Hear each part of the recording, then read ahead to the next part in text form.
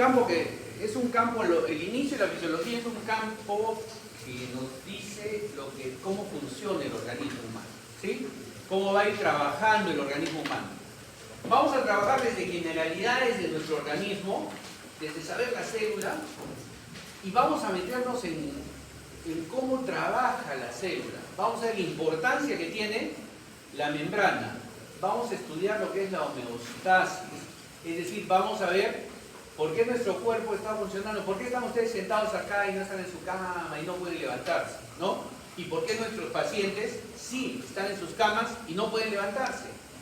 ¿Sí? Vamos a ver por qué les duele la cabeza después de una juerga, vamos a ver por qué tienen un vómito, diarrea, si no pueden pararse el día siguiente, tienen mucha sed. Vamos a ver por qué cuando van al cine les da ganas de ir al baño, corriendo después de entrar al cine. Son cuestiones fisiológicas, ¿ya?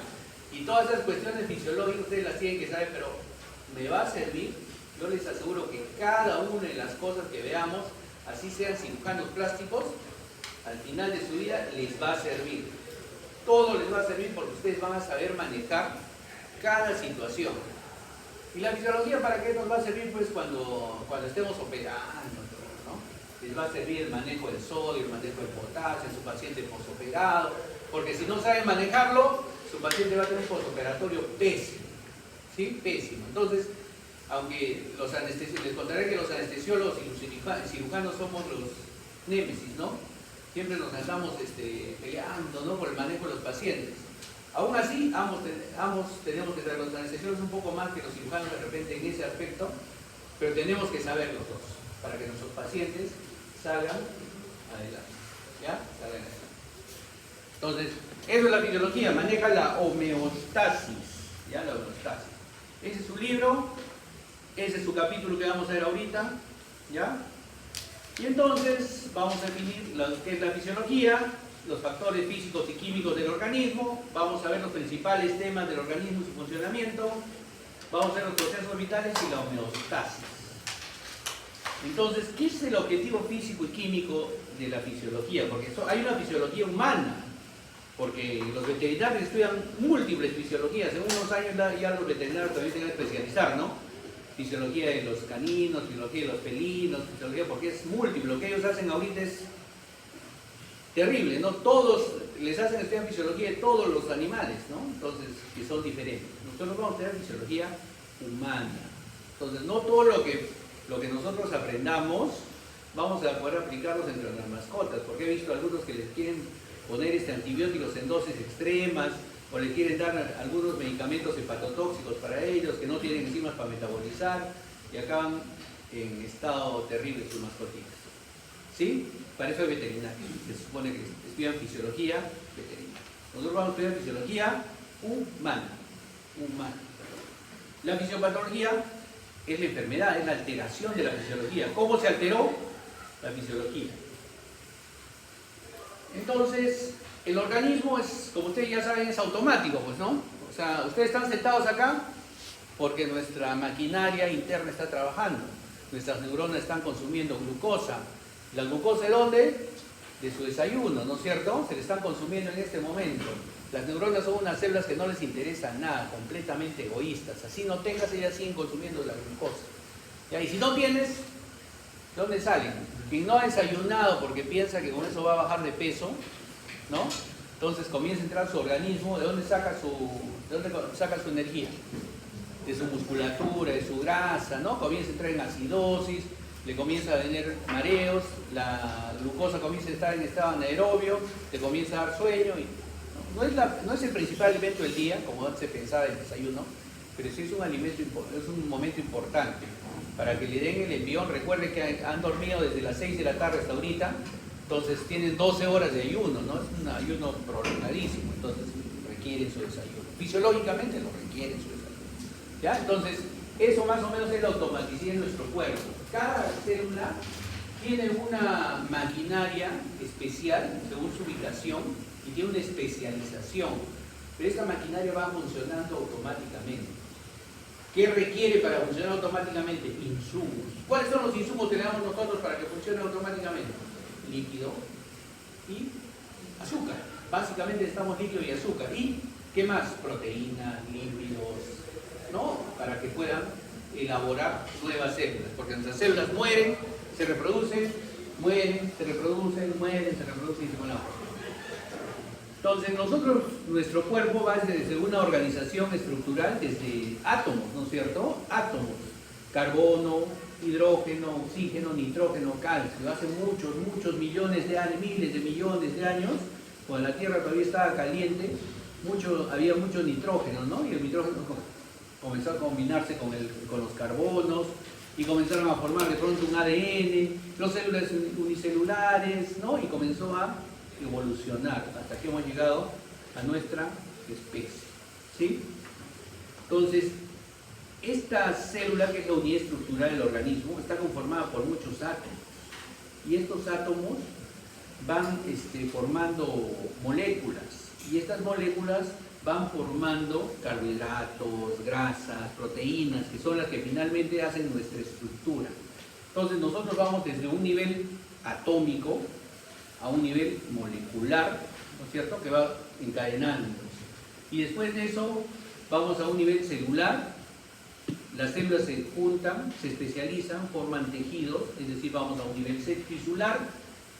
Y estos tejidos con órganos más o menos similares forman un sistema. Y entonces es como nosotros estudiamos la fisiología. Pasada es este capítulo, esta unidad, que es un paseo para ustedes, pero es para adaptarse. Es una unidad de generalidades de la fisiología. Después viene sistema cardiovascular. Después viene sangre y metabolismo. Y en fisiología 2 hacemos sistema respiratorio, sistema renal, sistema digestivo, sistema endocrino, y acabamos haciendo sistema neurológico. ¿Ya? Entonces, todo este paseo se basa en comenzar en átomos, moléculas, células, tejidos, órganos, y esos órganos se juntan y forman sistemas. Y entonces, ¿de dónde vienen las especialidades médicas? Yo soy especialista en tema respiratorio, eres neumólogo, ¿no? Yo soy especialista en tema cardiovascular, eres cardiólogo. Soy especialista en tema digestivo, eres gastroenterólogo. Entonces, ellos en teoría deberían ser mucho más que nosotros en la parte fisiológica, fisiopatológica sobre todo. Entonces, esa es nuestra forma de evolución, desde el sistema atómico hasta la fisiología que estudia el organismo en sí, ¿no? Ya cuando viene la parte del estudio de las poblaciones, todo, son ecosistemas. Vamos desde moléculas, de átomos, moléculas, hacia el nivel químico, al nivel celular, el nivel tisular, el nivel de órganos, sistemas y nuestra conformación. El nivel químico atómico, vamos con nuestros principales componentes, carbono, hidrógeno, oxígeno, nitrógeno, fósforo. Vamos a ver la importancia de estas moléculas. Cuando llegan estas moléculas, ¿qué requieren? El medio interno, nuestro líquido es importantísimo. ¿Cuánto de agua tenemos en nuestro líquido? A su edad ustedes tienen 2/3 de líquido, casi el 60% de su cuerpo es agua, y 1/3 ya es la masa muscular, es sólido, ¿no? Pero nuestro cuerpo es básicamente agua. Entonces, si no tomamos agua, nos deshidratamos y comenzamos rápidamente, traen disfuncionalidad, ¿sí? Entonces ahí vienen las deshidrataciones. Si yo comienzo a perder agua en deposiciones líquidas, en diarreas, en vómitos, entonces rápidamente me deshidrato. Los niños, no estamos hablando de fisiología del adulto, pero los niños, por ejemplo, tienen 70% de su cuerpo es agua. Entonces se deshidratan mucho más rápido un niño, ¿ya? Entonces es mucho más riesgoso.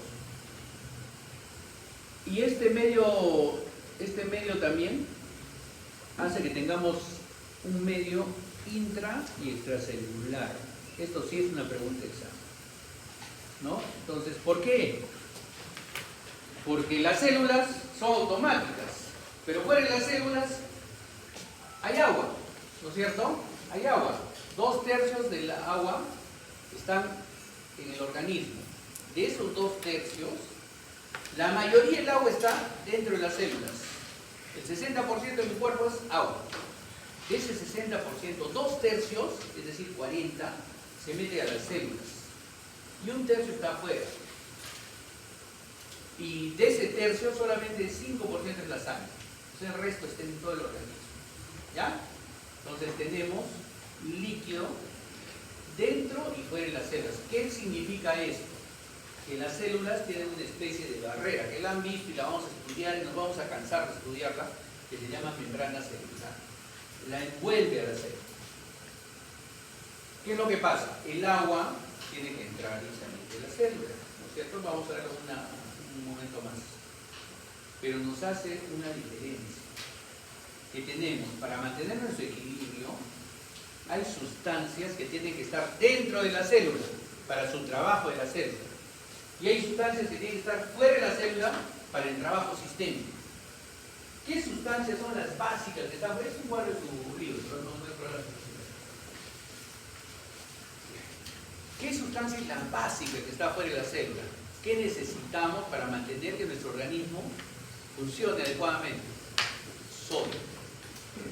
El sodio se mide en miliequivalentes, ¿ya? Y el sodio es un ion principalmente extracelular.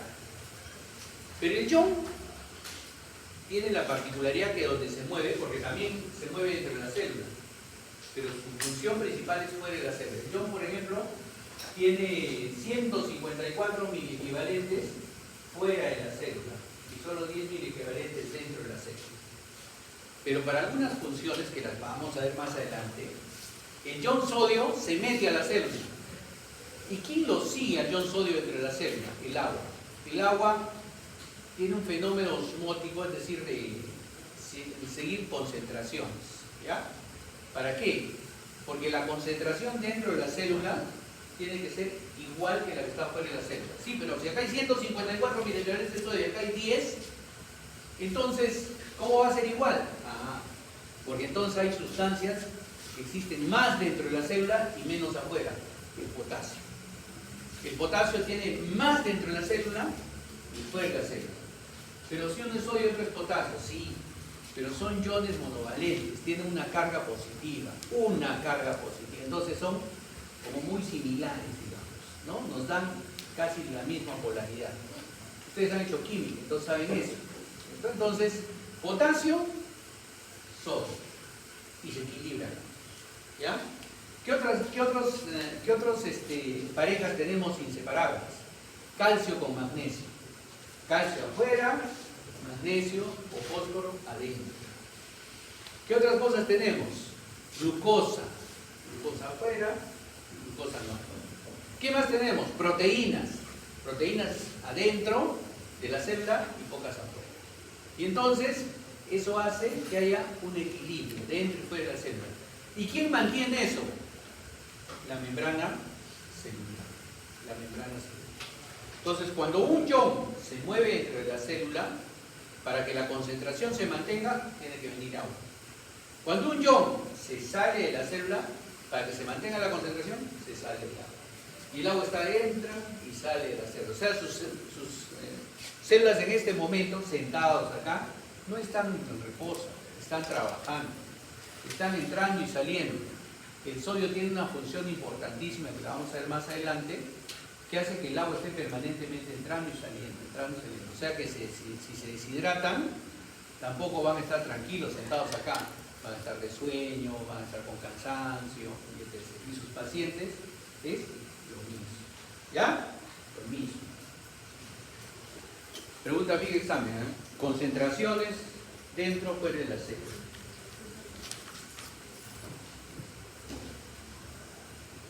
Y entonces, ¿cómo vamos a mantener estas concentraciones dentro y fuera de la célula? Por ejemplo, necesitamos alimento.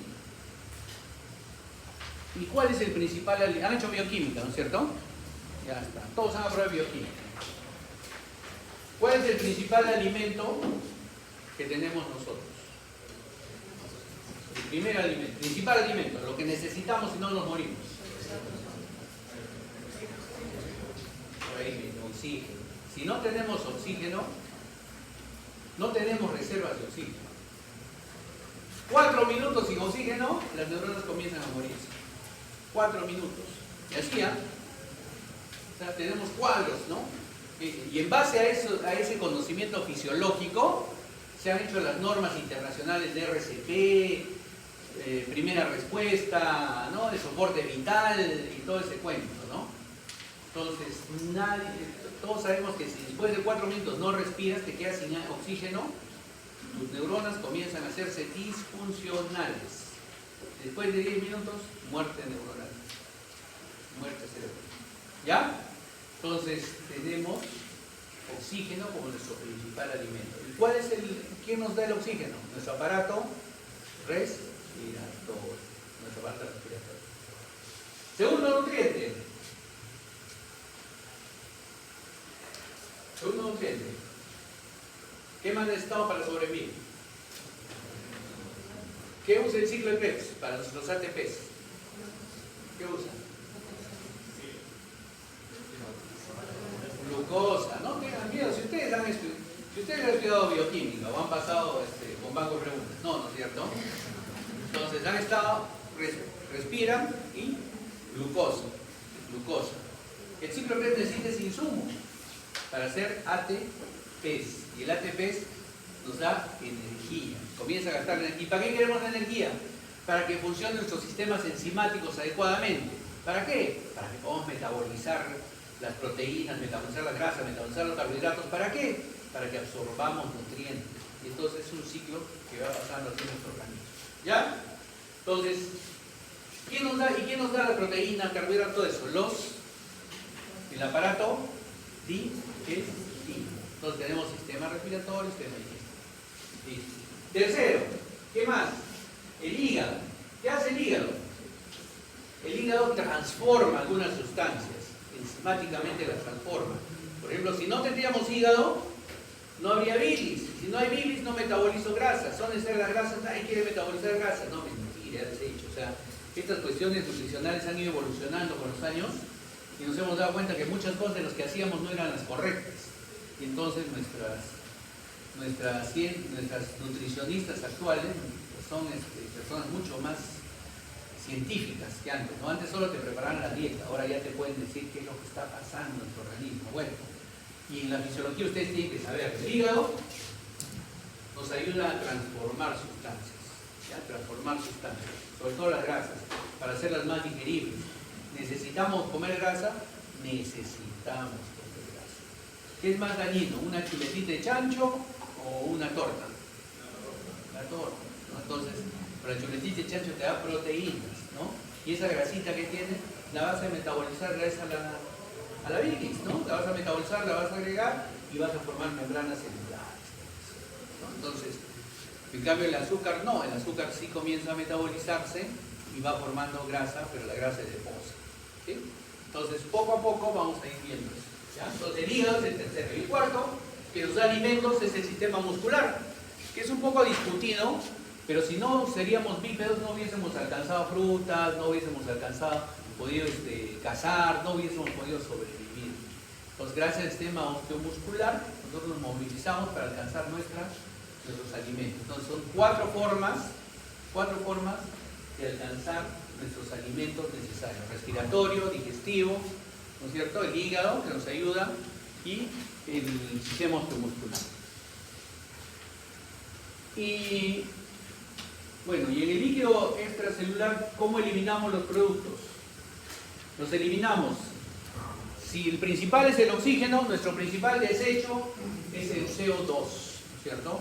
El sistema respiratorio lo que hace es un intercambio, que lo vamos a ver muy bonito cuando hagamos fisiología 2, cómo vamos cambiando el sistema respiratorio, cómo va cambiando lo que es todo lo que es el ingreso del oxígeno y la salida del CO2, ¿no? Y vamos a ir viendo cómo algunas patologías han hecho que podamos hasta fallecer rápidamente por estas alteraciones.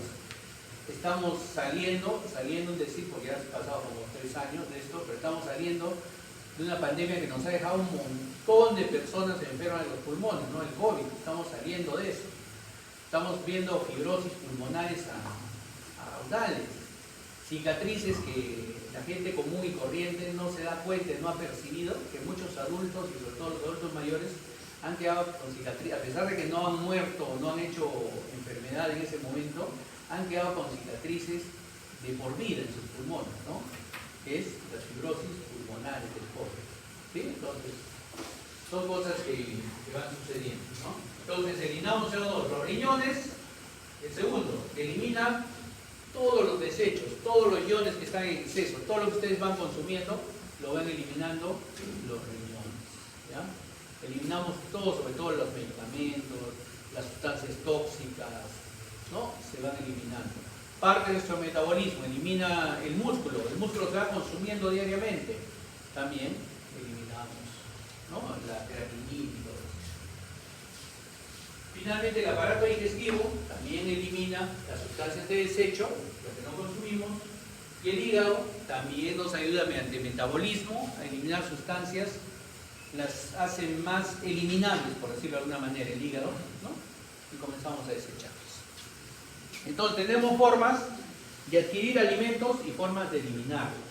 Y volvemos al espacio intracelular y extracelular, ¿no? Entonces dentro del espacio extracelular, lo principal que tenemos es sodio, cloro, bicarbonato, ¿sí? Ácidos grasos, oxígeno y glucosa. Y en el intracelular lo principal es el potasio, el magnesio, el fósforo y proteínas, ¿ya? ¿Qué es la homeostasis entonces? El equilibrio entre el espacio intracelular y extracelular. Todo funciona correctamente, ¿sí? El medio interno está con el medio externo en adecuado equilibrio. No son iguales, ojo, ¿eh? Volvemos a lo mismo. Dentro de la célula y fuera de la célula no es igual la concentración. Acá hay unas cosas, acá hay otras cosas. Pero la homeostasis quiere decir que están en equilibrio. ¿Qué quiere decir equilibrio? Que lo que está dentro de la célula sale y entra y mantiene su concentración. Y lo que está fuera de la célula sale, entra y mantiene su concentración. Eso quiere decir la homeostasis. ¿Y quién lo sigue? Yo, por ejemplo, le digo el agua es la novia tóxica del sodio, ¿no? ¿Por qué? Porque lo sigue a todos lados. O sea, el sodio de un lado, el agua se va detrás del sodio. El sodio de otro, el agua se va detrás del sodio. Donde haya sodio, hay agua. ¿Ya? Entonces, el agua va buscando las concentraciones. Eso es la homeostasis. Un equilibrio con el intra y extracelular. No es que sean iguales, quiere decir que están en equilibrio. En equilibrio quiere decir que hay concentraciones iguales. Concentraciones. Si fuera en la célula tengo osmoles 290 miliosmoles, dentro de la célula debo tener los 290 miliosmoles. ¿Para qué? Para que el agua entre y salga y mantenga una concentración. ¿Ya? Eso lo vamos a ir viendo poco a poco. Como les digo, estamos en introducción. Entonces, el medio interno debe tener una concentración óptima de gases, elementos nutritivos, que quiere decir proteínas, grasas, carbohidratos, iones y agua. Y debe funcionar a una temperatura óptima. ¿Cuánto es nuestra temperatura óptima? ¿Qué dicen ustedes? ¿Cuánto? 37. 37, ¿cuánto? Es relativo, ¿no? Relativo si le tomo axilar, si le tomo oral, si le tomo rectal, ¿no es cierto? No me puede decir 37, ¿ya? O sea, es relativo. En la medicina tenemos que hablar así con propiedad, ¿ya? Es relativo. Entonces, si se alteran cualquiera de estas cosas, la homeostasia, ¿qué quiere decir alterar la homeostasia? Quiere decir que se alteren el sodio, se altere el potasio, ¿no? Se alteren los gases en la sangre, la temperatura se altere, ¿por qué? Porque de repente vienen pirógenos que los forma una bacteria, ¿sí? Se altera, entonces cuando hay cambios en la temperatura, hay cambios también dentro de la homeostasia, cambios en los líquidos. Entonces, todas esas alteraciones derivan de algo que llamamos enfermedad.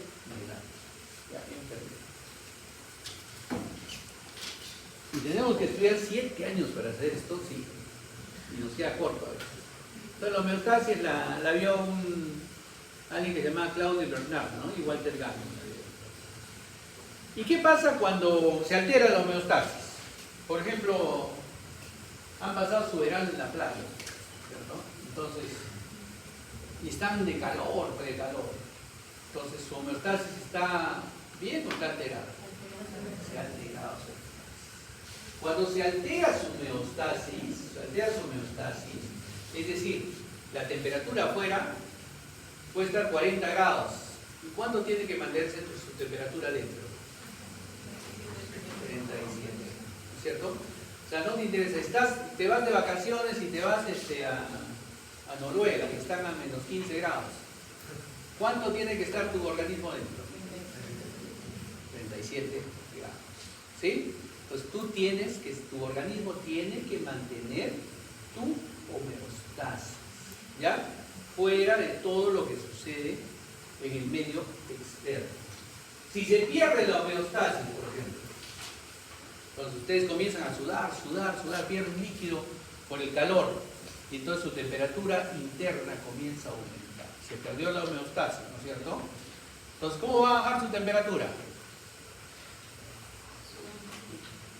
Aparte del sudor, abren sus poros, su piel se vuelve caliente, comienzan a perder calor. ¿Sí? Entonces están compensando. Entonces el organismo solito intenta compensar. Se van a un clima, se van de vacaciones a Canadá, menos 10 grados, y salen, y ustedes no están acostumbrados a ese clima, y tienen un montón de frío. ¿Cómo se compensan? ¿Cómo forman calor? Ahí está. Una de las formas es tiritar, ¿no es cierto? La tiritona. La contracción muscular genera calor interno. Y entonces tu organismo trata de compensarse, trata de llegar a su homeostasis. ¿Sí? Entonces, si esto falla,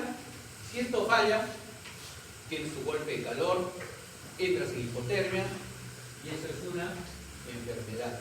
¿Sí? Pero si no, si tu compensación sirve, ganas calor, pierdes calor o ganas calor en el frío, tienes bienestar, o sea, tu homeostasis se vuelve al equilibrio. Entonces, tu organismo siempre va a tratar de compensarse. Eso lo vamos a ver en todo lo que es ahora fisiología en un año entero. ¿Y quién regula la homeostasis? Primero el sistema nervioso. El sistema nervioso lo hace rápidamente, por impulsos, ¿no? Rápidamente. Produce vasoconstricción, es decir, cierra los vasos, cierra los vasitos de la piel para que no pierdas, o abre los vasitos de la piel para que pierdas calor.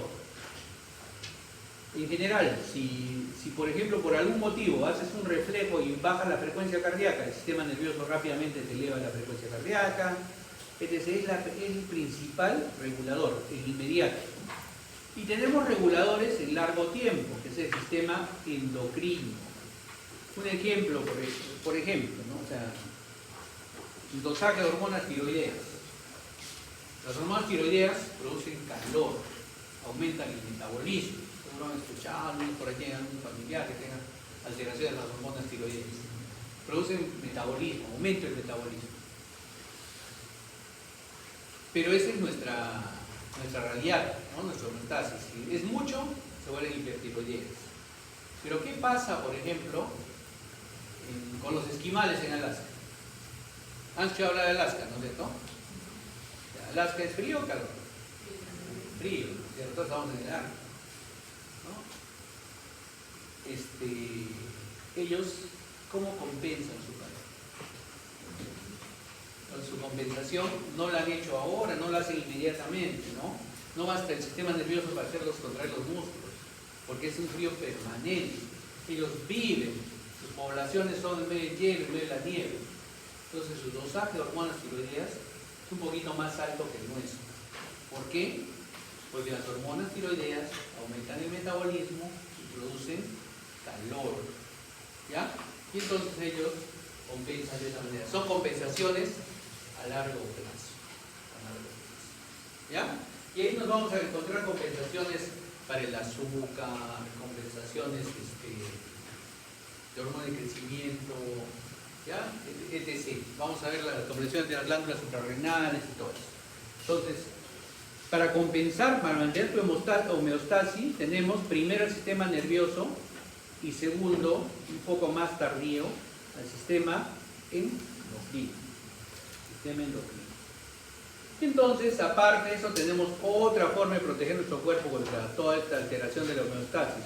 El sistema de protección del cuerpo es el sistema inmunitario, la parte interna, y la parte externa es nuestra piel, ¿no es cierto? Si no tuviéramos piel, ¿qué pasaría? ¿Qué pasaría si no tuviéramos piel? perderíamos calor. No estoy diciendo que los vasitos no podríamos mantener nuestra temperatura dentro, ¿ya? En cambio la piel hace que mantengamos, nos está aislando, ¿sí? Aparte que evita que ingresen todas las sustancias nocivas de fuera, ¿no? Pero, y si ingresan, por ejemplo, ingresan bacterias, virus, que nosotros no tenemos defensas, vienen los glóbulos blancos, los linfáticos, etc. Los glóbulos blancos, ¿no? Toda la serie blanca. Entonces tenemos niveles de control. ¿Cómo nos controlamos? ¿Cómo controlamos nosotros nuestra homeostasis? Extrínsecos, el sistema nervioso y el sistema endocrino, que acabamos de ver. Intrínsecos, tenemos las regulaciones celulares, los glóbulos blancos, y tenemos algunos mediadores locales. Y este sistema de control, para controlar nuestros impulsos, controlar la alteración dentro de nuestra homeostasis, tiene unos efectos. Es decir, a ver, pasa una alteración, tenemos que sentir la alteración. Ese es el sistema receptor, ¿sí? Sistema receptor. Y este sistema receptor tiene unos sensores que están en todo nuestro organismo. Estos sensores van y le avisan a nuestro centro integrado. ¿Qué integra todo el organismo? El cerebro, el sistema nervioso. Y nuestro sistema nervioso le ordena a nuestro organismo que efectúe algún cambio. Este sistema de control que vamos a ver de acá hacia adelante es otra de las preguntas del examen que vamos a hacer de esta clase. Recuerden, ¿cuántas preguntas son el examen? Nadie me preguntó. Son 20 preguntas. ¿Cuántas clases vamos a hacer en Fisiología 1? 10 clases. Entonces, ¿cuántas vendrían por clase? 2, ¿no es cierto? Entonces, yo les canto las preguntas. Ustedes tienen que saber. Ahora, no es, por eso les digo, yo no les voy a preguntar esto, porque las preguntas no son así. Las preguntas son que razonen. Pero para razonar, tienes que leer, pues. Si no lees, no razonas, ¿no? Entonces, pero en la universidad así son las preguntas. No, o sea, ustedes van y leen un examen ahorita de la San Marcos, de la Cayetano. Hace unos años sí. Yo soy consciente que las preguntas que hacíamos nosotros eran más difíciles que la Cayetano. Sí, eran más difíciles. ¿Ya? Ahora tienen el mismo nivel de complejidad. O sea, no quiere decir que sea más fácil, ¿verdad?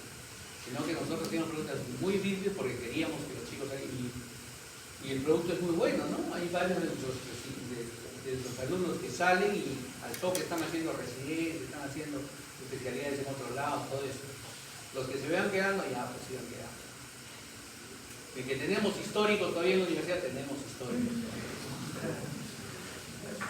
Pero ya han ido saliendo yo les decía antes los fósiles, porque pero ya están ya, pues, ya. Había que darles un empujón. Listo. Entonces, sensores, centro integrado, efectores, ¿sí? Entonces, eso es lo que tienen que saber. ¿Y cómo sabemos eso? Bueno, entonces, estos sistemas efectores se llaman de retroalimentación o feedback, ¿ya? Que son positivos o negativos. ¿Cómo se llaman estos positivos o negativos? Positivos,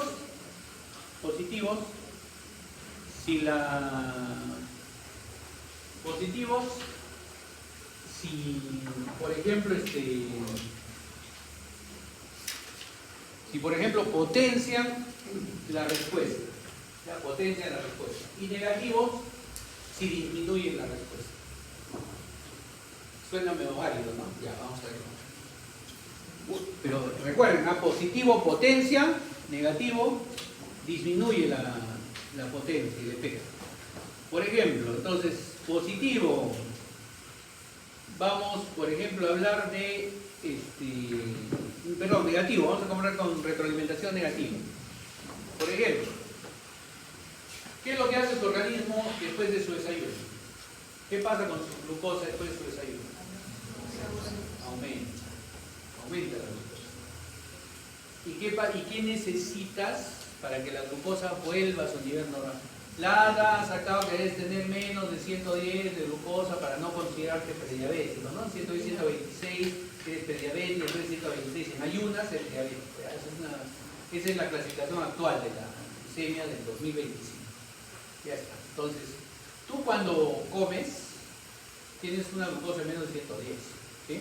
Esa es tu meta, ¿sí? Tienes que tener tu glucosa de menos de 110. Toma tu desayuno, ¿se va a mantener en 110? No, aumenta, ¿no es cierto? Aumenta, tiene una curva. Pero tengo que bajar a 110, porque esa glucosa en la sangre no me sirve de nada. ¿Dónde tiene que ir la glucosa para que trabaje? A la célula. Entonces, ¿cómo la meto a las células? ¿Cómo la meto? Insulina. ¿Quién secreta la insulina? El páncreas, ¿no es cierto? Entonces, ¿cuál es mi sensor cuando tengo glucosa? Mi páncreas, ¿no? Mi páncreas secreta insulina, ¿sí? Y hace el efecto, ¿qué hace el efecto de la insulina? Estimula las membranas celulares, entonces la glucosa ingresa. ¿Y en la sangre se quedará en 110? No, puede subir. No solo aumenta hasta 110, aumenta más, ¿no? Entonces, ese es un feedback negativo. Aumentó y con mi regulación, que es mi insulina en este caso, lo disminuye. ¿Sí? ¿Cada cuánto tenemos que comer algo?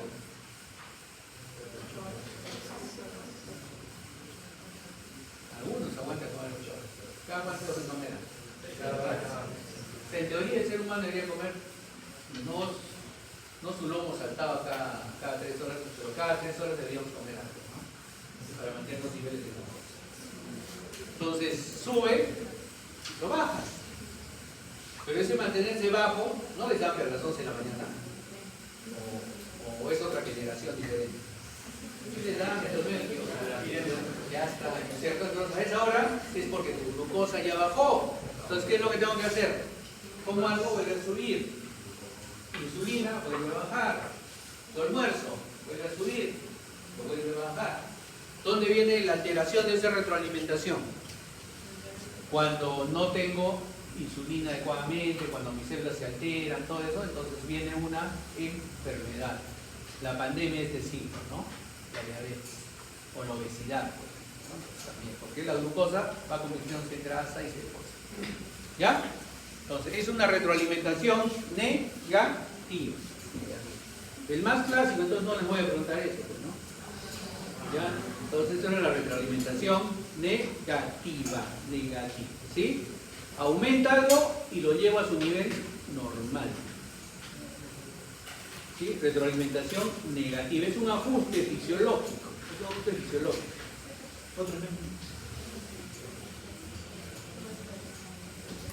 El exceso de la temperatura, por ejemplo. El exceso de la temperatura. ¿Qué es lo que hacemos? ¿Cuál es nuestro centro de control del exceso de la temperatura? Los sensores en el cerebro, ¿cierto? En el bulbo. El tálamo. El tálamo se regula nuestra temperatura. Aumenta nuestra temperatura por algún motivo, una enfermedad, una infección que libera pirógenos, golpe de calor, no estamos sudando adecuadamente, etc. Aumenta la temperatura. Entonces, ¿qué es lo que hace? Ante el aumento de temperatura, nuestro centro regulador emite señales al sistema autónomo. Entonces, ¿qué hace? Abrimos poros, abrimos vasos, nuestra piel se calienta y comenzamos a emanar calor, ¿no? Entonces, ¿y cómo sacamos ese calor? ¿Han visto, por ejemplo, en los niños les ponen pañitos de agua fría, todo eso? Les sacamos calor, ¿no es cierto? Les hacemos conducir calor y les vamos sacando el calor. Entonces, es un sistema de regulación de feedback negativo. Aumenta la temperatura, el cuerpo lo quiere sacar. ¿Cómo lo saca? Sudando y dilatando sus poros, ¿no? Saque feedback negativo.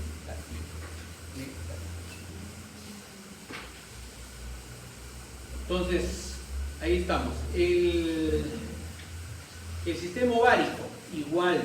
Entonces, llega un momento en que aumentan los estrógenos, por ejemplo, en el periodo del ciclo ovárico mediano, en el intermedio del ciclo ovárico, y entonces nos avisa al hipófisis, al hipófisis le dice, ¿sabes qué? Hay mucho estrógeno, bájale ya. Entonces le bajan los estrógenos, aumenta la progesterona, cambia el torno del ciclo ovárico y a los 15 días viene la menstruación. Entonces, también es un feedback negativo. Entonces, ¿qué pasa cuando nos paramos, por ejemplo, rápidamente? Mareo. Te mareas. ¿Por qué te mareas? La sangre no llega. ¿La sangre no llega a dónde? ¿Por qué? ¿Por qué?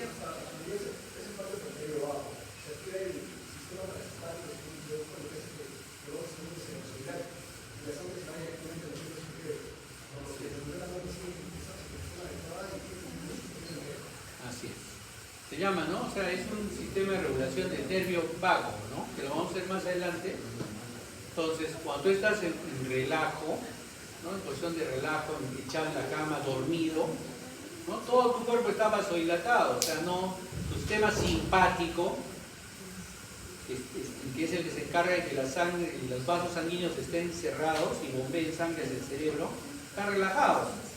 Y entonces quien manda en tu cuerpo cuando estás dormido es el sistema parasimpático, el vago principalmente. Entonces cuando tú te paras bruscamente, entonces como están dilatados tus vasos sanguíneos, ¿qué es lo que pasa? La sangre se va a los pies y el cerebro se queda sin sangre en un momento. Hasta que tú recuperes tu tono simpático, entonces recién vuelves a recuperar. Entonces le están avisando que ha bajado algo y que tienes que llevarlo a su normalidad. ¿Y eso qué sería un feedback negativo o positivo? Estoy bajando, estoy subiendo el estímulo. Estoy bajando, estoy subiendo el estímulo. Ya, así van a ser las preguntas. ¿Ya? ¿Sería subir o bajar? Y la respuesta la tienen que buscar ustedes ahora. Es subir. ¿Ya? Entonces, positivo es cuando aumentas el estímulo de algo. O sea, lo tienes que mantener más y más y más potente para volver a la homeostasis o para conseguir un objetivo fisiológico. Por ejemplo, te haces un corte. Entonces, ¿qué va a actuar ahí? Tu sistema de coagulación. Vienen tus plaquetas, vienen tus factores de coagulación, forman fibrina, forman una malla y comienza a crecer el coágulo hasta que tape el hueco. ¿Sí? Entonces, ¿y puede obstruirte el vaso? Sí, si no tuvieras un sistema que se come la fibrina, el vaso se cerraría. Pero gracias a Dios tenemos otro sistema que se come la fibrina y modela el coágulo. Pero la respuesta del coágulo es crecer. ¿Cuál es su objetivo? Parar el sangrado. ¿Sí? Pero el coágulo no entiende eso, no entiende que solo tiene que parar el sangrado. Cuando se activa, ellos crecen. Sino que tenemos un sistema fibrinolítico que hace que se detenga ese crecimiento. ¿Feedback positivo o negativo? Positivo, estamos potenciando. Por ejemplo, en el parto, trabajo de parto, tiene que salir el niño, ¿no es cierto? Entonces comienza el trabajo fisiológico de parto, aumenta la cantidad de oxitocina y comienzan los dolores. La mamá comienza a quejarse de dolor. Pero el niño tiene que salir y el cuerpo se da cuenta que no es suficiente esas contracciones y comienza a contraerse más fuerte. Dice que el dolor de parto es EVA 10, nivel 10, entonces es el dolor más insoportable comparado con el dolor oncológico, ¿no? Aunque ahora ya 54% se hacen cesáreas, o sea, no disfrutan el parto.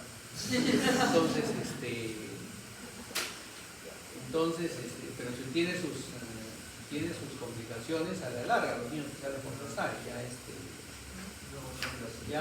ya están bien hechos los trabajos, ¿no? Pero bueno, entonces eso lo vamos a ver cuando hagamos fisiología del embarazo, que lo hace quinto, ¿sí? Perdón, quinto año.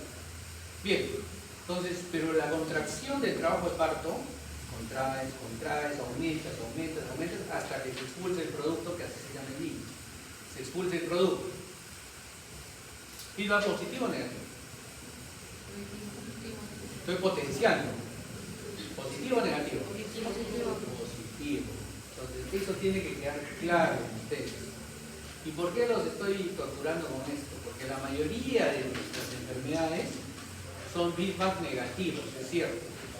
Y los positivos, la mayoría de feedback positivos son nocivos para el organismo. ¿Ya? Sin embargo, existen y nuestro organismo los compensa. Si en alguna de estas situaciones se descompensa la compensación, ahí estamos en problemas y se genera una enfermedad. Entonces, nuestro organismo sí produce retroalimentación positiva, ¿sí? La salida del niño. Y finalmente, para acabar esta parte, el control adaptativo, la alimentación anterógrada. ¿Qué quiere decir?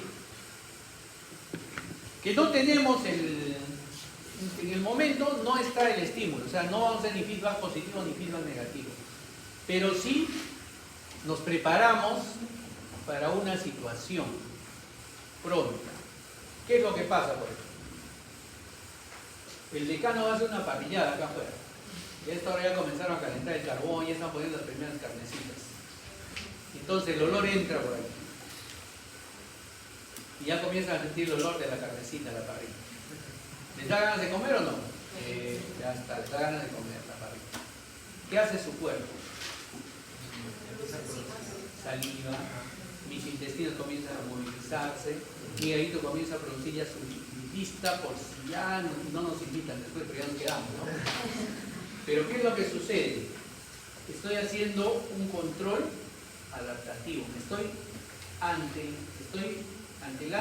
haciendo algo anticipadamente, mi organismo está listo para recibir ese alimento, que no sé si lo voy a recibir o no. Lo mismo pasa con sus mascotitas, ¿no? Sus mascotitas cuando comienzan ustedes a preparar su comida para darles, comienzan a generar, a llorar, comienzan a generar su salivación, todo eso, ¿no es cierto? Es su instinto, comienzan a hacer su control adaptativo, listos para recibir su alimento. ¿Ya? Entonces, el organismo también tiene eso. ¿Cuál es su sensor? Cerebro. ¿Y cuáles son sus efectores? El sistema digestivo. ¿No? Entonces se antela. Listo, dudas, preguntas, son 9 y 10, vamos a adelantarlo de mañana. Son dos clases chiquitas.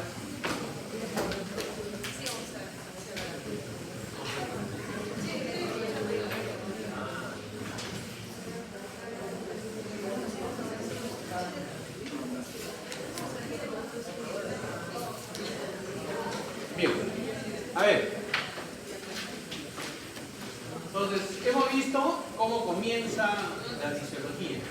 Pero ¿cuál es la base de la fisiología? Esta es una clase chiquitita de repaso de biología molecular, de físico-química, de biofísica, es todo, es una clase chiquita de célula, pero que la vamos a ver nosotros, la vamos a ver con la óptica de la fisiología que vamos a manejar hacia allá todo lo que nos dice, ¿ya? La célula es la base funcional de nuestro organismo. Hemos visto que la mayoría del líquido, del 60% del líquido que tenemos, 42 litros aproximadamente que tenemos de agua, ustedes sobre todo, de esos 42 litros, 2 tercios, es decir, más de 28 litros, están dentro de sus células.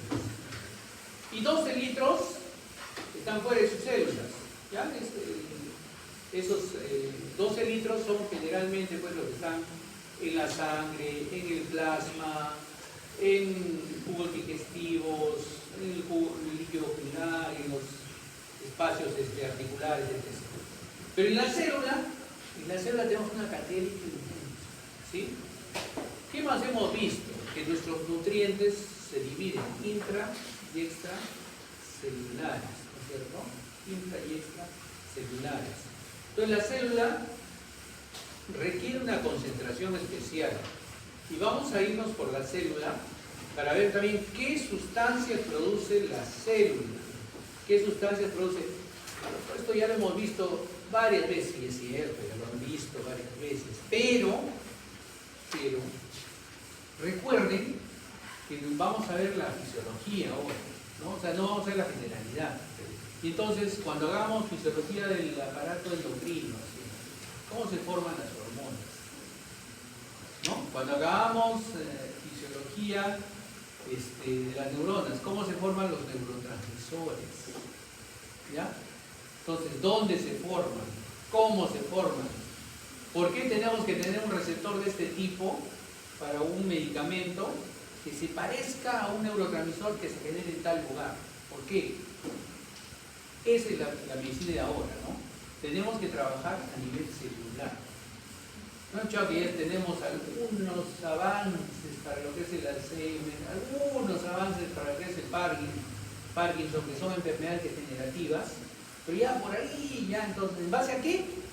Al conocimiento de la fisiología celular, de la formación de sustancias. A eso nos orientamos. ¿Ya? O sea, la morfología de la célula ya la conocen ustedes mejor que yo.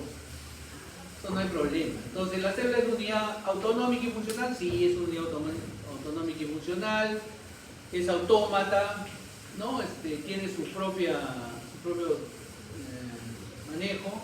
Su tamaño celular también es algo ya conocido, ¿no? Tenemos de 5 hasta 50 micras. Ustedes en el colegio, todos en el colegio han visto células de corcho, seguro, ¿no es cierto? O han traído sábila y han visto las células vegetales, ¿sí? La cebolla, todos les han hecho ver células, ¿sí o no? Y acá ya han hecho histología, sí. Entonces ya han visto también tejido con células, ¿no es cierto? Entonces ya es diferente, con microscopios electrónicos y todo eso. Pero ¿cuál es lo básico aquí? Si no existiría esta estructura, no existiría, no podríamos estar aquí. La membrana celular. La membrana celular es nuestro blanco. Ese es lo que ustedes tienen que conocer. Los que después hagan inmunología, genética, esa especialidad de patología, también tienen que conocer la membrana celular. ¿Ya? La membrana celular es como un sándwich, ¿no es cierto? Un sándwich de lípidos con proteínas, ¿sí?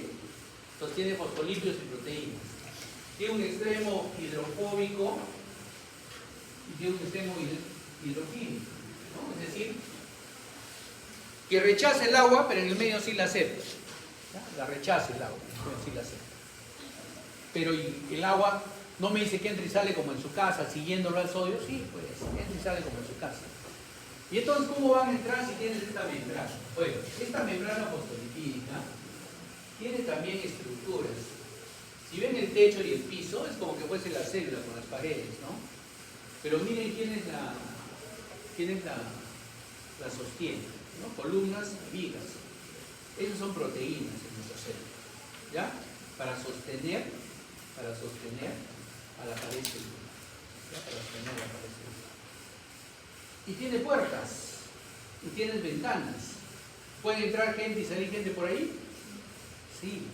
También vamos a considerar que son proteínas. ¿Ya? Son proteínas. Entonces tenemos proteínas que se integran a toda la pared celular, integrales, que sostienen a la célula, que sostienen a la membrana, que hacen que esa pared no se caiga, ¿no? Son proteínas estructurales.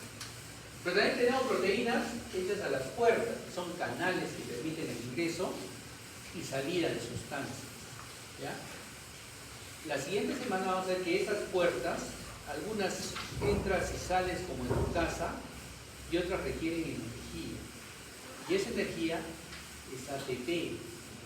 Y los que entren y salgan por esas puertas y ventanas van a requerir que entre uno y salga otro para mantener, ¿qué cosa? Las concentraciones, para mantener la homeostasis.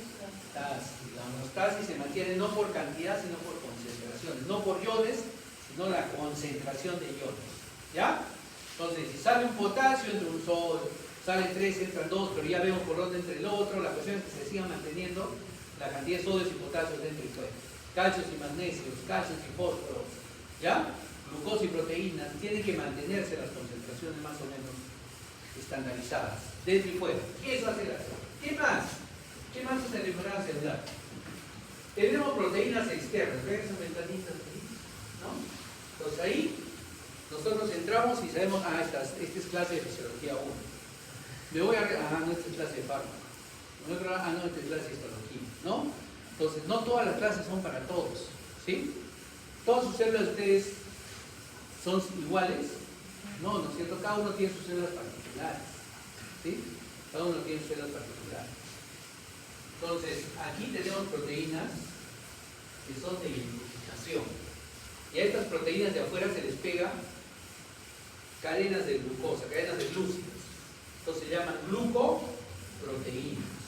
Nadie tiene sus glucoproteínas iguales, a menos que sean hermanos gemelos. Similares de repente, iguales no. Entonces estas glucoproteínas hacen un complejo de histocompatibilidad. Ya compatibilidad ya dice lo mismo, ¿no? Ese complejo histocompatibilidad es el DNI de la célula. No todos tienen, ninguno tiene el mismo número de DNI, ¿no es cierto? Ya está. La célula no se parece a tus células y a tus células. Todos tienen células diferentes. Que se parezcan, se parecen. Entonces esto ha hecho este complejo histocompatibilidad. Ha hecho, por ejemplo, en las donaciones de órganos. ¿Cuántos de ustedes en su DNI tienen sí a donación de órganos?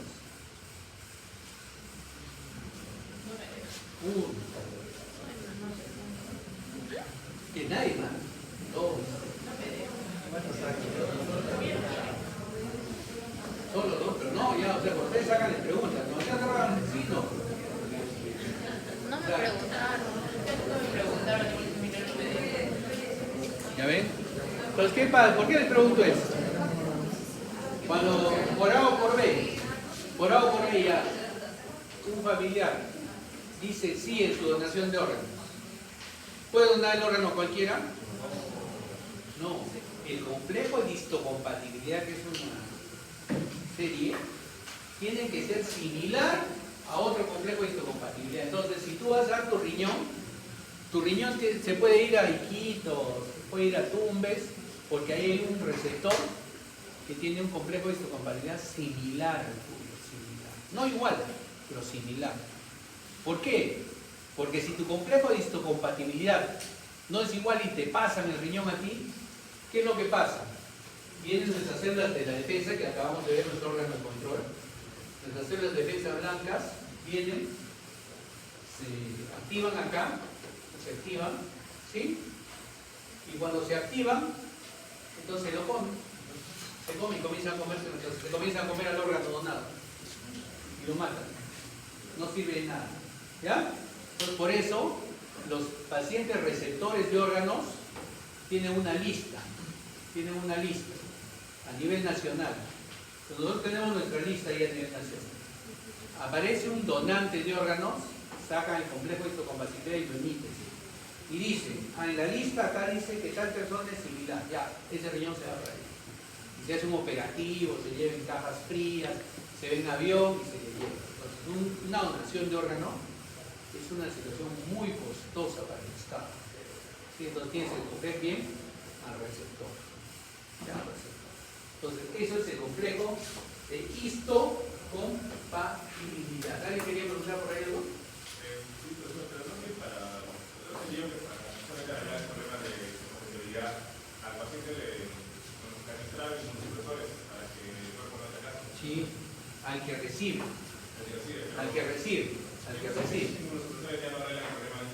No te arreglan todo el problema de histocompatibilidad. Es una parte, porque la respuesta es agresiva, ¿sí?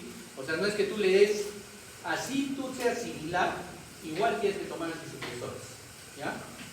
Igual. ¿Por qué? Porque igual hay una respuesta inmunológica, no es tu órgano, ¿sí?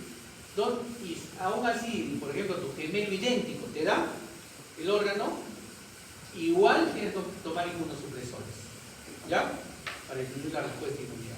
Y si es un paciente que no se parece en nada a los complejos de compatibilidad, es muy difícil, o sea, es demasiado costoso, muy arriesgado. Entonces, hay que discriminar. Pero como le digo, esta es parte de la membrana, ¿cierto? La membrana, sus proteínas estructurales, sus proteínas canales y su complejo de histocompatibilidad para que cada célula tenga una identificación. Entonces, esa es la membrana celular. Entonces, la membrana plasmática nos divide dentro y fuera, está conformada por fosfolípidos y proteínas. Ahí tenemos más o menos la membrana plasmática con sus glucoproteínas, glucolípidos, sus proteínas estructurales, proteínas internas, externas, proteínas receptoras. Hay otras proteínas que son receptoras. Por ejemplo, dices, aquí voy a recibir un neurotransmisor. Es una neurona, dice. Esta es la zona del cerebro donde voy a recibir dopamina para que esté más alegre esta persona. Tienes tu receptor, recibes dopamina, ¿no? Y generas el metabolismo. Esta situación es placentera. Oxitocina. Listo, oxitocina.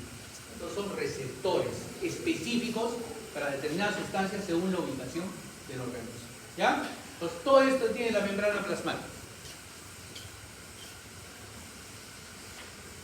Entonces ahí tenemos nuevamente la membrana plasmática. Y dentro tenemos proteínas, acá tenemos proteínas que son transportadoras, que van a llevar iones, que pueden o no requerir energía, proteínas estructurales para que no se caiga la pared.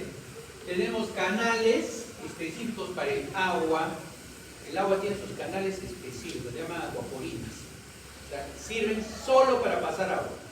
O sea, el sodio se va por este canal y dice, aquel agua no me va a ver, pero el agua, como es su novia tóxica, dice, no, se está yendo por allá y yo lo alcanzo allá. ¿No? Y se mete por su canal de acuaporina. Entonces, esa es la figura dentro de una membrana plasmática. ¿Ya? Muy importante, la membrana plasmática. El siguiente es, digamos, el segundo órgano más importante, el retículo endoplasmático. Tenemos dos tipos, liso y rugoso. ¿En qué se diferencian? En que tenemos ribosomas pegados al retículo endoplasmático rugoso y el retículo endoplasmático liso no, son solamente cisternas, cápsulas, membranas. Ambas importantes sí, están pegadísimas al núcleo, sobre todo el retículo endoplasmático rugoso, pegado al núcleo. ¿Por qué? Porque el retículo endoplasmático rugoso, como tiene ribosomas, es el encargado de formar proteínas. Vamos a ver una clase de lectura de proteínas, ¿ya? Y entonces lee proteínas del núcleo, del ADN que está en el núcleo. Y al salir leyendo se va al ribosoma y el ribosoma comienza a acoplar los aminoácidos y comienza a formar las proteínas, ¿ya? En cambio el retículo endoplasmático liso más se dedica a generar lípidos, ¿ya? Y está más desarrollado en lo que es las hormonas sexuales, en las células de las glándulas sexuales, ¿ya? Se desarrolla mucho más. Entonces el retículo endoplasmático son una serie de cisternas, son una serie de membranas que van formando proteínas o van formando lípidos según sea el caso, ¿no? Y van transportando este material, estas sustancias. Entonces estos sacos aplanados, por ejemplo, en el caso del retículo endoplasmático liso, que están más presentes en las gónadas sexuales y en las glándulas suprarrenales y algunas células hepáticas, se van encargando de formar lípidos. En cambio el retículo endoplasmático rugoso forma por sus ribosomas, acopla aminoácidos y forma proteínas. Entonces ambas son cosas importantísimas, porque aparte le agrega carbohidratos, cadenas de carbohidratos, y entonces forman glucolípidos y forman glucoproteínas. ¿Dónde se forman las glucoproteínas, por ejemplo? En el sistema nervioso. Vas formando todas las glucoproteínas que van a servir de transmisores. Les acabo de hablar de dopamina, ¿dónde se forman? Cerebro. Serotonina, ¿dónde se forman? Cerebro. ¿Son glucoproteínas? Son glucoproteínas. ¿Qué requieren para su acción? Que la vamos a ver en el transcurso de las clases. Requieren salir al espacio por algún estímulo, alguna situación que viva en nuestro cerebro, y al otro lado requieren tener un receptor en la membrana plasmática. Cuando recibe la membrana plasmática, otra proteína comienza a dar su efecto a la otra neurona. Y así va pasándose el efecto placentero, la situación de tristeza, la situación de sufrimiento. Cualquier situación va pasando así en nuestro cerebro. ¿En base a qué? A neurotransmisores. ¿Dónde se forman?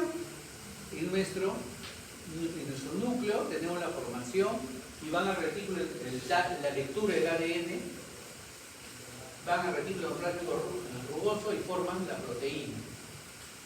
Ahí se les agrega un glúcido, un carbohidrato y se forman glucoproteínas. En el caso del retículo endoplasmático liso, ¿qué forman? Glucolípidos. ¿Ya? Entonces esa es la función. Pero, Bueno, este retículo endoplásmico rugoso pues se conecta entre las cisternas que va formando. Es una continuación de la membrana nuclear prácticamente, ¿no? Y es la lectura, como les digo, del ADN. Entonces, ¿qué es lo que pasa acá? Se forman las sustancias en los ribosomas. Los ribosomas son los encargados de acoplar los aminoácidos, formar la proteína, acoplarle la glucosa, formar la glucoproteína. Pero la glucoproteína no actúa de inmediato. No actúa de inmediato. Sino la glucoproteína tiene que esperar la situación. Pero tenemos que tener un almacenamiento. ¿Sí? ¿Y este almacenamiento quién lo produce? Hay pegado al retículo endoplásmico rugoso y al retículo endoplásmico liso está el aparato de Golgi. El aparato de Golgi es un formador de membranas. Entonces viene la glucoproteína y el aparato de Golgi lo envuelve. ¿Ya? Lo envuelve. Cuando hagamos las siguientes clases vamos a ver la importancia de esta membranita y su receptividad hacia algunos iones como el calcio, ¿no? Pero bueno, ahorita lo que quiero que sepan es que el aparato de Golgi envuelve la glucoproteína. Y la envuelve y la deposita. O sea, esa neurona, esa célula, tiene un depósito de un neurotransmisor que se formó en el retículo endoplásmico rugoso y se depositó y se empaquetó por el aparato de Golgi. ¿Qué espera? Espera un estímulo para ser liberado. O todos están alegres permanentemente, o todos están tristes permanentemente. Cuando esto se desregula, viene una patología. Conmigo hace también, con fármacos solo han comido 3 clases del sistema nervioso central. Entonces, justamente hablamos de esto. ¿Ya? Entonces, el aparato de Golgi empaqueta. ¿Qué pasa con los glucolípidos? Los glucolípidos no se empaquetan, se liberan. En cambio, los neurotransmisores, proteínas transmisoras, sí se empaquetan. ¿Ya? En el aparato de Golgi. Entonces, son sacos aplaneados, son cisternas que se adosan al retículo endoplásmico rugoso. ¿Ya? Y trabajan con los glucolípidos y con las glucoproteínas. Más con las glucoproteínas para almacenarlas y esperar el estímulo para ser liberadas. El aparato de Golgi. Entonces, como ven acá, es como una especie de transporte de vesículas, ¿no es cierto? Los ribosomas, que están al lado del retículo endoplásmico rugoso, se encargan de acoplar los aminoácidos. Vamos a ver el ARN ribosomal, ARN de transferencia, todo eso lo vamos a ver en las siguientes clases. Y los ribosomas tienen 2 subunidades. Ahora, ¿qué es lo importante de estas 2 subunidades? Tienen una subunidad pequeña y una subunidad grande, ¿ya? Con un peso estandarizado y establecido, un tamaño estandarizado. Este descubrimiento de las 2 subunidades del ribosoma, que permite en su trabajo acoplar a los aminoácidos que consumimos y formar cadenas proteicas, esto hace de que hayamos descubierto que las bacterias también tienen esas 2 subunidades, pequeñas y grandes, pero su peso es distinto. Y entonces, ¿qué nos ha permitido descubrir ese descubrimiento? Cuando hagan farmacología van a ver, las quinolonas actúan sobre la subunidad 30S de las bacterias, pero su subunidad de las bacterias, no la subunidad humana, sino alteraríamos nuestra genética, ¿no? Y entonces hay antibióticos que atacan las subunidades de los ribosomas, no les permiten formar proteínas, no pueden formar su pared celular y las bacterias acaban muriendo. ¿Ya? Entonces tenemos actualmente una cadena de medicamentos que trabajan sobre la subunidad de los ribosomas, que no trabajan sobre las unidades de los ribosomas humanos. ¿Por qué? Porque tienen diferentes pesos. ¿Ya? Eso nos ha permitido ese descubrimiento de la fisiología. Entonces ahí tengo las unidades pequeñas y sus unidades grandes. Esto es de los ribosomas humanos. ¿Y los lisosomas? ¿Qué son los lisosomas? Los lisosomas son vesículas que tienen enzimas digestivas, pero están encapsuladas. Y cuando ingresa una sustancia externa a nuestro organismo, Viene el lisosoma y se lo imbuye, lo fagocita y lo mata. ¿Qué pasa si estas enzimas digestivas de las células se liberarían? Se comerían todas las células. ¿Ya? Entonces, por eso están incluidas en membranas los lisosomas. ¿Sí? Se encargan de hacer la limpieza general. ¿Y por qué no se comen las bacterias? ¿Por qué no se comen los virus? Tratan. Pero al comérselos, ¿qué liberan estas bacterias, estos virus? Liberan pirógenos, liberan toxinas. Y eso es lo que nos produce finalmente la enfermedad, ¿no? Entonces, y cuando van creciendo las bacterias ya las vencen a los lisosomas, ¿no? Los lisosomas se encargan entonces como un sistema digestivo entre las bacterias. Las mitocondrias, lo que hemos visto, tienen 2 cápsulas, tienen sus crestas. ¿De qué se encargan las mitocondrias? ¿De darnos qué cosa? Energía, el ATP. ¿Y de dónde nos dan? De lo que acabamos de ver, glucosa y oxígeno. Y si no tengo oxígeno, ¿qué hacen las mitocondrias? ¿Se mueren? No, porque ¿Se mueren? sacan energía de otro lado. ¿De dónde sacan la energía? Si no tenemos, pues por eso. ¿De dónde viene eso? Tenemos un metabolismo anaeróbico. O sea, el metabolismo de las mitocondrias es aeróbico porque necesita oxígeno. Y si no tenemos oxígeno, ¿dónde viene ese metabolismo anaeróbico? Y este metabolismo anaeróbico, entonces, ¿qué es lo que hace? También genera ATPs, pero solamente 2 ATPs, ¿no? Entonces nuestro cuerpo comienza a entrar en déficit. Entonces, ¿qué pasa? Comenzamos a producir ácido para sacar energía. Y nos entramos en acidosis. Eso lo vamos a ver todito. ¿Ya? Todito, no se preocupen. Todo lo van a ir viendo a posterior. Entonces, tenemos la mitocondria que necesita oxígeno, todo igual, ¿no? ¿Qué más tenemos? Esta es pregunta de examen, ¿no? ¿Ya? Pregunta de examen. El citoesqueleto nos va formando centriolos, ¿sí? Centriolos. El citoesqueleto nos va formando una serie de columnas. Pero tenemos dos extensiones, digamos, especiales. Tenemos células como las células del sistema respiratorio y digestivo que tienen como vellosidades, ¿no? Que son extensiones y van empujando las sustancias tóxicas para tratar de expulsarlas, ¿sí? O en caso del intestino para absorber mayor cantidad de agua. Y en el caso de la reproducción, el espermatozoide tiene un flagelo, ¿no?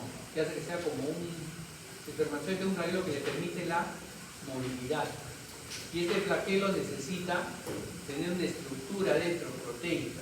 Estas proteínas van formando, ¿no?, un citoesqueleto. ¿Sí? Ese citoesqueleto hace que el espermatozoide tenga su cola más fuerte y que pueda nadar, ¿ya? Aparte, estas estructuras del citoesqueleto nos producen filamentos que evitan que se caigan las membranas celulares, ¿ya? Entonces, todas estas proteínas se van produciendo y se van produciendo en centriolos, y estos centriolos se van dividiendo de 3 en 3. ¿Y estos qué van a hacer? Van a producir, en el proceso de reproducción celular, van formando ásteres y uso acromático. Hay 4 etapas, ¿no? Ya, esa es su tarea. Esa es pregunta fija y examen. Los centriolos, microtúbulos y la formación de la membrana celular. Ese sí viene de concepto de la pregunta. ¿Ya? Ese viene de concepto. ¿Ya? Ese sí viene de concepto. La reproducción celular, o sea, las etapas de la reproducción celular. Porque todas las células tienen que dividirse en 2, 4, ¿no? Entonces, o sea, la fase, la fase, todo eso lo van en su libro. Pregunta de libro. ¿Ya? Miren, les estoy diciendo para que lean siquiera algo, ¿ah? Para que siquiera saben, o sea, a ver, el curso tiene objetivos claros, se tiene que saber ustedes, ¿no?